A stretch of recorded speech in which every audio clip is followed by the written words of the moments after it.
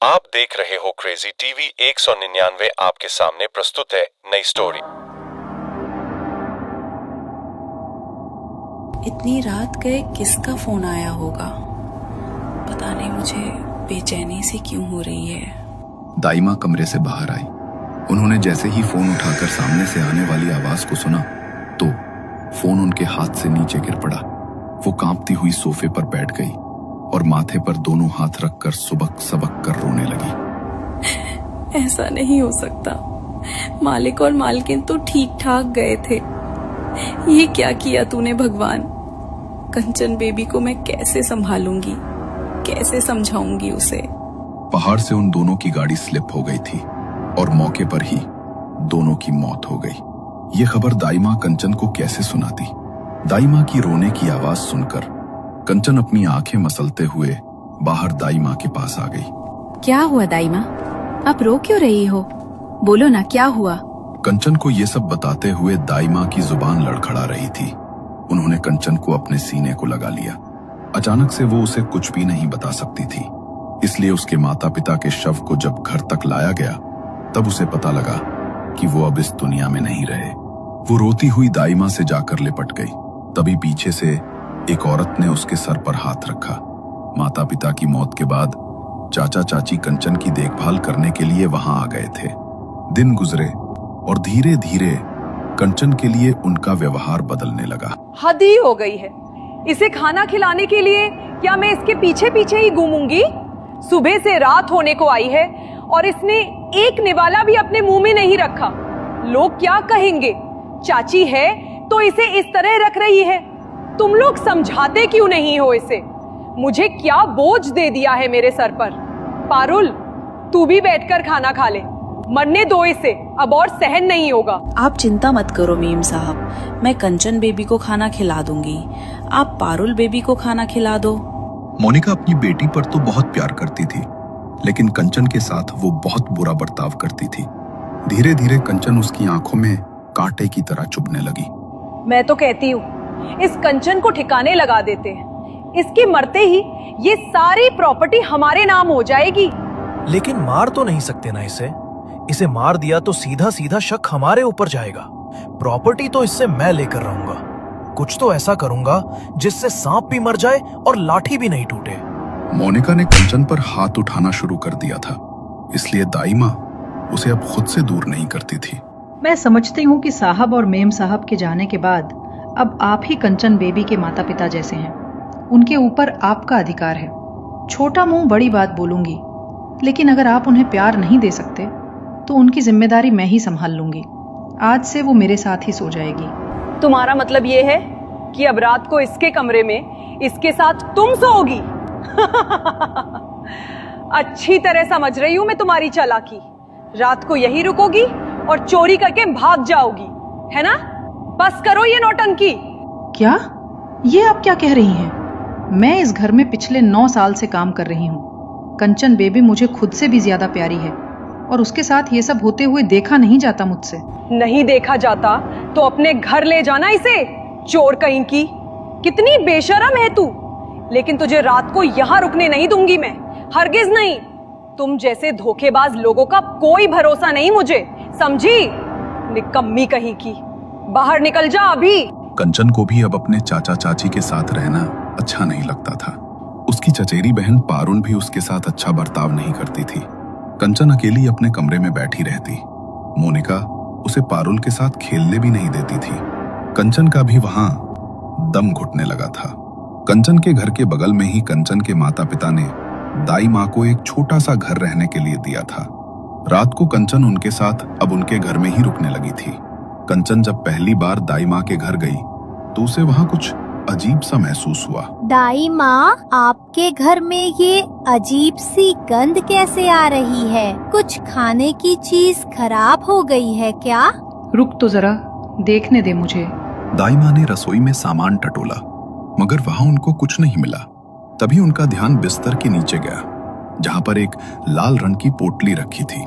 उसे देखकर वो घबराकर दौड़ती हुई आई और पोटली को उठाकर घर के बाहर चली गईं। उन्होंने बाहर से घर का दरवाजा बंद कर दिया और कुछ दूरी पर जाकर एक जगह मिट्टी खोदकर उन्होंने पोटली को मिट्टी के अंदर दबा दिया।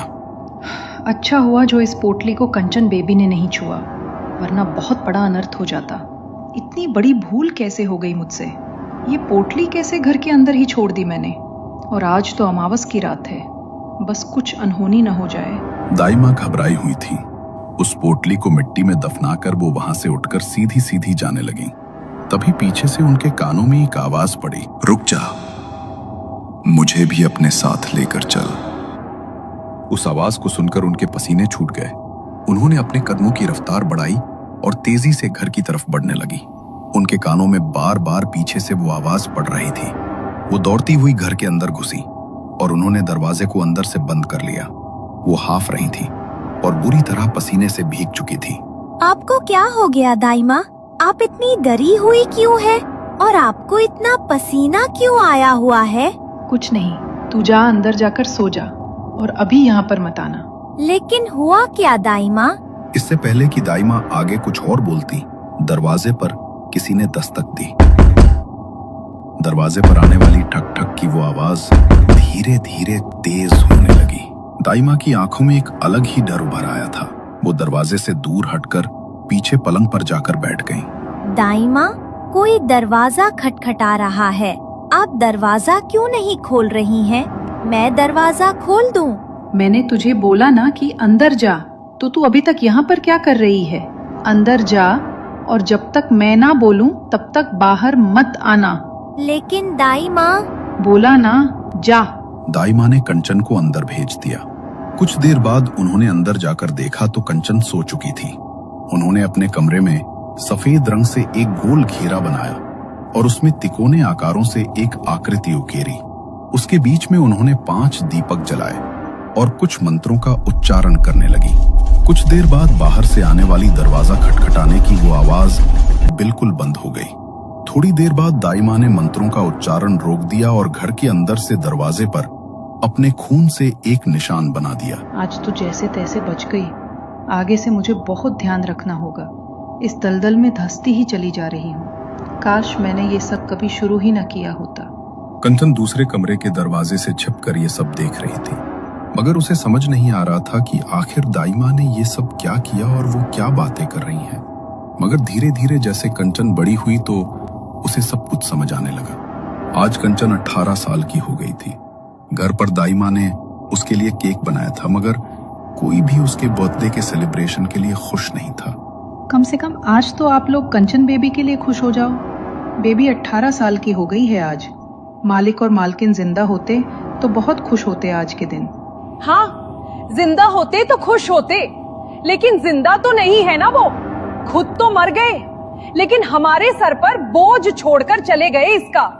इसकी वजह से अपना सब कुछ छोड़कर यहाँ आना पड़ा हमें। रहने दो दाई माँ, और कोई जन्मदिन नहीं मनाना मुझे। इस घर में अब एक भी पल रहती हूँ तो दम घुटता है मेरा। अगर आप लोग यहाँ पर मेरे साथ नहीं रहना चाहते तो आपकी मर्जी है। वैसे भी आज तक कोई ख्याल नहीं रखा है आप लोगों ने मेरा।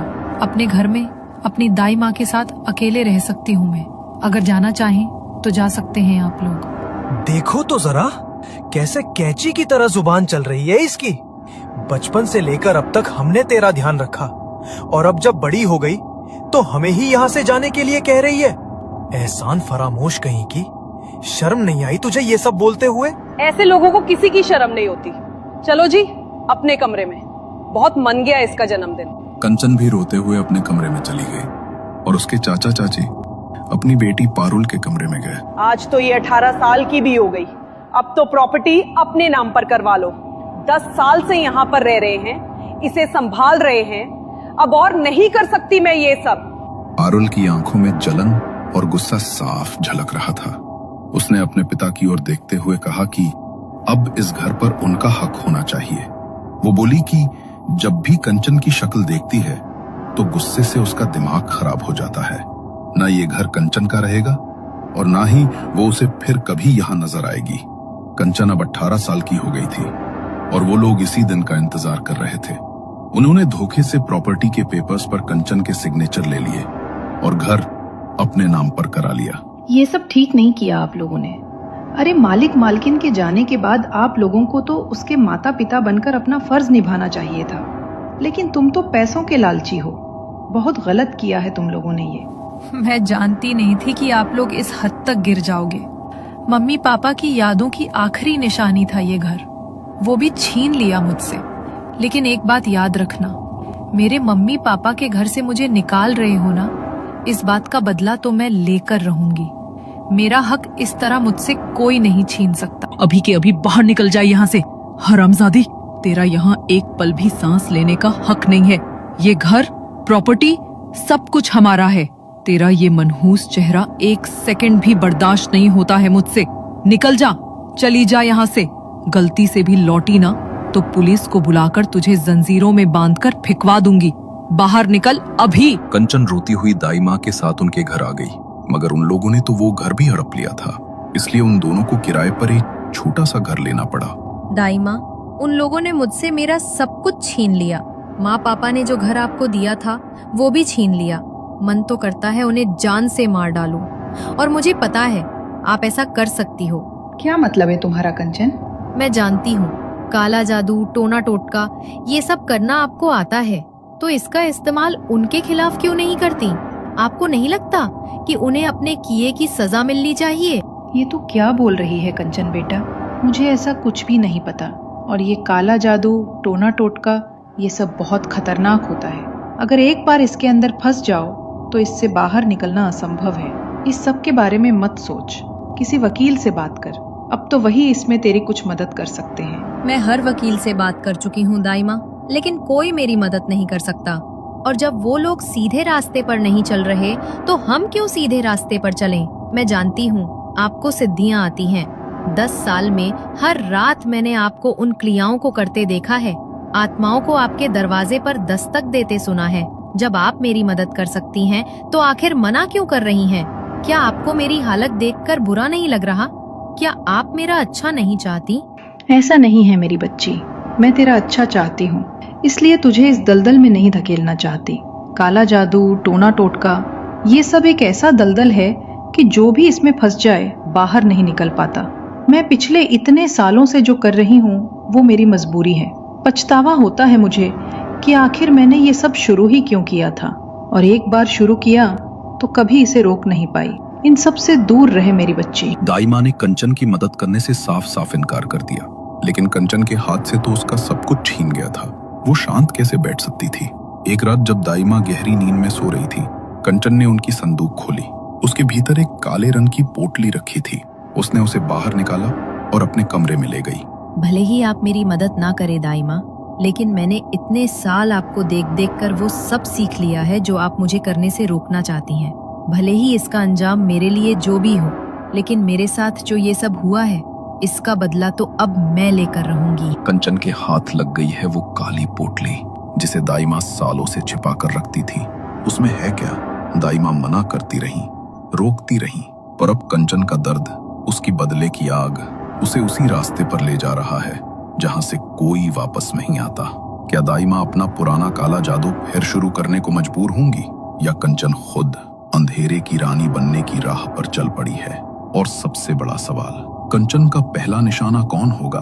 चाची मोनिका या कोई और जिसका सच अभी तक किसी को नहीं पता? जानने के लिए देखिए कंचना पार्ट 2, जहां बदला काले मंत्रों में बदलने वाला है।